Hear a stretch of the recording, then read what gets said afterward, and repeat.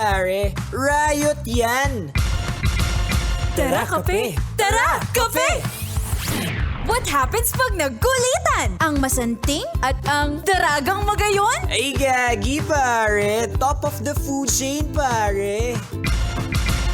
Tara, kape! Tara, kape! Konyo Bicolano at Robin Siena! Gagi pare, we're not your ordinary DJs. Tara, kape! Tara, kape! Gagi pare, feel good to. Awa! Konyo Bicolano! Robin Siena! Anong hilig mong kainin? Saan? Sa mga turo-turo at karinderya. Edi nagtitinda. Pakamanyakul mo talaga kahit kailan. Hindi, syempre yung mga ulam nila, particularly yung may mga sauce. Menudo, adobo. Awa. Yan. Sa bagay, ang corny mo nga naman, kung kakain ka na rin sa karinderya, Tama. kakainin mo yung mga prito pa rin. Oo, yung mga hotdog, Awa. tusino. Pero hindi ko alam, Robin Siena, way back nung nag-aaral pa ako, Awa. I'm a fan of those mga ulam sa karinderya. Yung alam mo yung hotdog na kulubot Sunog? na. Hindi nakulubot na. Oo. Tapos longganisang dry na. Kasi Ayan. kumbaga, umaga pa pinrepair. Tapos ako kakainin ko yun mga 4 p.m. Ayan. Ganyan. Oo, tsaka di ba nakapatong yan sa tissue? Ay, oo, tissue. Kita mo yung kulay nandun na sa tissue. Tissue yan, di ba?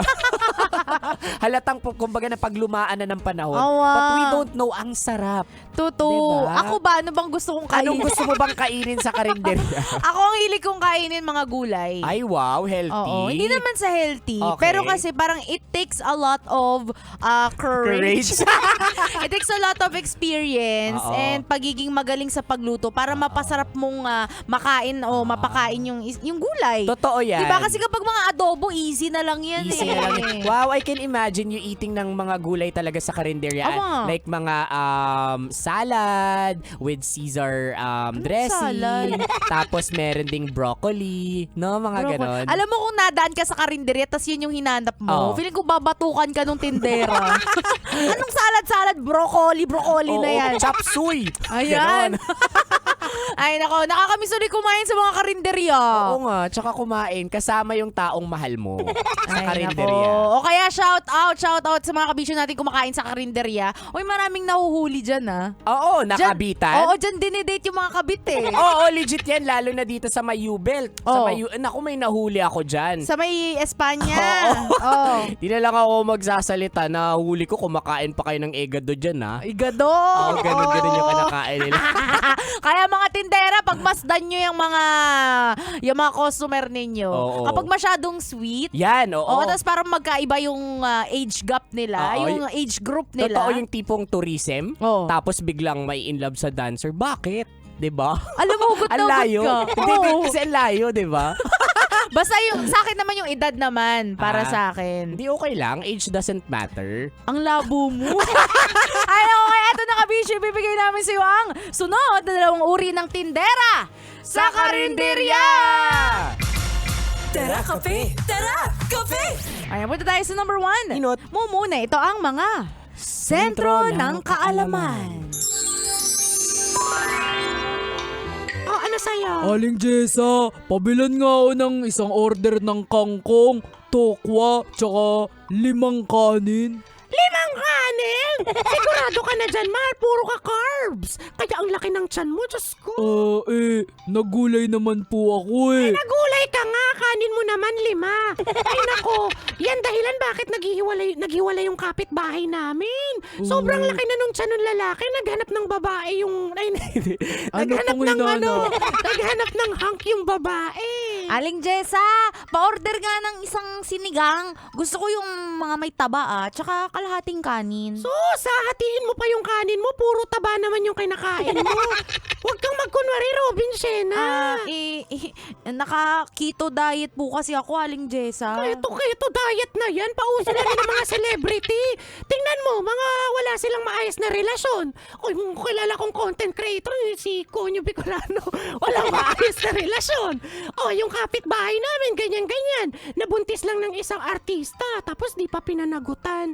Oh, 'di ba? Tinatago pa siya. Nay! Nay! Sino pong kausap mo dyan, Nay? Ito mga Ay, asan yun? Wala naman kayong customer, Nay eh! Nagsisialisan! Kasi puro ka marites! Ginajudge mo ba sila sa kinakain nila? Judger ka! Ayan. Uy, pero legit din to, bukod sa mga sari-sari store, sentro ng... Di ko na nga pinapansin. Sari-sari straw. Perfect ka. Sentro ng kaalaman din Oo. ng chismis Oo. ang mga karinderya. Diyan mo malalaman na si Kapitan pala, naging ex yung Oo. SK. Hoy!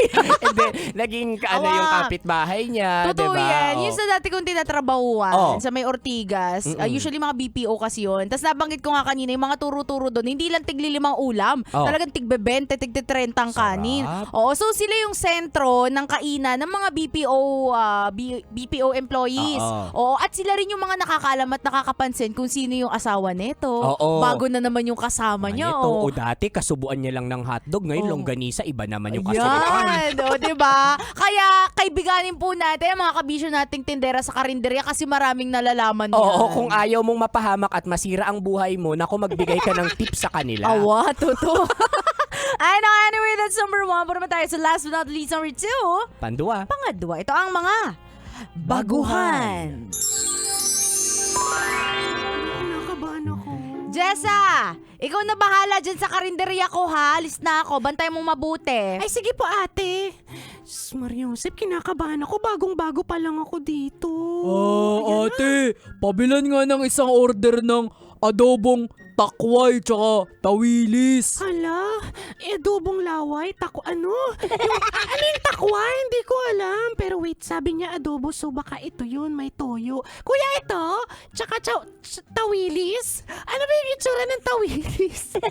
Google ko nga muna. Ganito. Ayan. Ate, tubayad ko Teo. Ate, pabili nga ako ng baboy, yung may kadyos tsaka langka. Diyos! Langka! Inuulam pala ang langka. Hindi ba prutas yun? Tsaka dapat magdadasal ka sa Diyos. Bakit ganun? Ate, ano na yung sukli mo sa bayad ko? Wait lang po, kuya, ano nga order mo ulit? Ano ba yan? Tindera ka ba talaga dito? Bakit di mo alam yung mga ulam? Bagal mo kumilos, gutom na kami. Ikaw na kaya dito? Ang dami na itong reklamo. Ayan. Oy, kaya good luck sa mga baguhan dyan sa karinderya. Kaya nyo yan. Totoo. Pero alam mo, meron naman kasi mga foreign talagang pagkain. Aminin natin. Oo, takway. Diba? Is it a food talaga? Gulay yung takway. Oo. Usually, sikat yan sa Visayas area. Oo. Pero ang sarap niya, bagay na bagay siya sa Sis adobo. munggo? Parang ganyan? Hindi siya munggo. Para siyang di ba kangkong? Yeah, oo. Parang green siya na Oo. pwedeng yellow. Yun medyo malagkit siya. Takway. Takway. Tapos medyo lasang laway talaga. Oo. Oo, masarap Parang siya. okra-ish. Hindi rin eh. Basta Google mo na lang. Takway. Oo. Pero dyan ka rin mami sa mga karinderya kasi dyan mo makikita yung mga pagkain na hindi mo inaasahang nandun. Oo, ika nga exotic. Ayan. For example, etong kadyos. Oo, kadyos. KBL. Sikat yan sa Iloilo na pagkain. So, makikita mo yan sa karinderya. Hindi ka na kailangan pumunta pa ng Iloilo para Ay, wow. kumain nun. Oo, tsaka dyan mo lang matitikman yung mga exotic ulam, yung mga menudo na lasang adobo, Ayan. sinigang na lasang puchero. Ayan. Oo, kasi isang lalagyan lang yung pinaglutuan.